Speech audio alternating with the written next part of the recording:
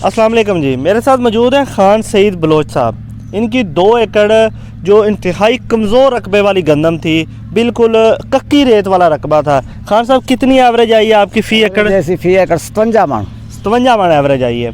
अच्छा मेरे को ये दसो भाई हुंदे तुसा खाद कितनी पाती है? एक एकड़ से टोटल खाद पाती 6.5 बोरियां। किवें किवें? एक बोरी DAP, अच्छा एक बोरी नाइट्रोफास हाँ ते 4.5 बोरियां यूरिया। 4.5 बोरे यूरिया।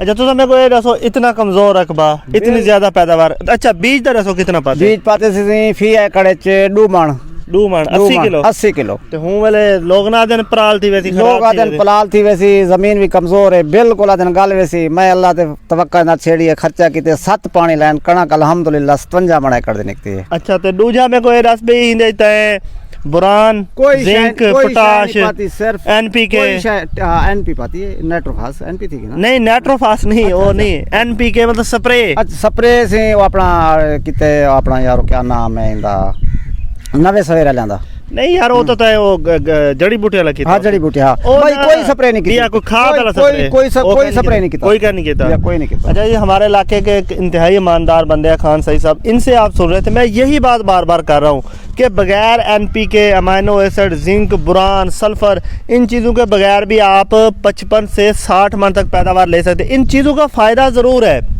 बिल्कुल फ़ायदा है, इससे बिल्कुल इनकार नहीं है, लेकिन उतना फ़ायदा नहीं है जितना ये स्प्रे कंपनियों वाले और जो ये प्रोडक्ट बेचते हैं वो इनके फ़ायदे बताते हैं। और एक और अफसोसनाक बात है कि YouTube पर फेसबुक पर मेरे जैसे और भाई भी हैं जो वीडियोस बनाते हैं, मैं कि जितने भी भाई वीडियो बना रहे हैं ना फील्ड एक्सपीरियंस नहीं है उनके पास, वो सिर्फ व्यूज़ के लिए बना रहे हैं। हमसे आके पूछे जिसकी के जो भी उसने तजर्बा करना है उसको उसका ज़ाती फ़ायदा या नुकसान होना है। बाकी मेरी जो एवरेज आई है और मुकम्मल खाद प्लान अगली वीडियो में शेयर करेंगे। मिलते हैं अगली वीडियो में। बहुत शुक्रिया खान साहब, अल्लाह हाफ़िज़।